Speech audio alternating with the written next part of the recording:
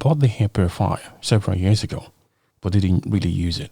Recently, due to level of pollution, I gave it a try again and left it on for 2 months straight on a sleep mode because I like the quietness.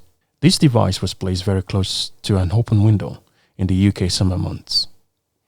This window opens to a minor road that sees a bit of traffic. I opened the inlet shield to gain access to the filter. After 2 months, the HEPA filter looks like this. As you can see, the filters successfully trap fluffs and lint, and the dark spot on the filter suggests something interesting to me. These samples were collected and looked at under the microscope.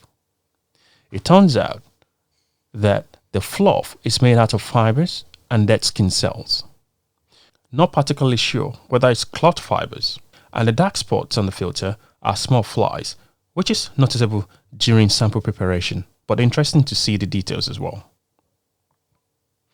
I was hoping to see black dust from cars that is very noticeable on the windows, but no joy there. Unfortunately, this hair purifier stopped working after this experiment, which surprised me as there is no obvious reason, but at least it's interesting to see what's inside and what it can trap. The next step is to see if I can repair it. Join me then.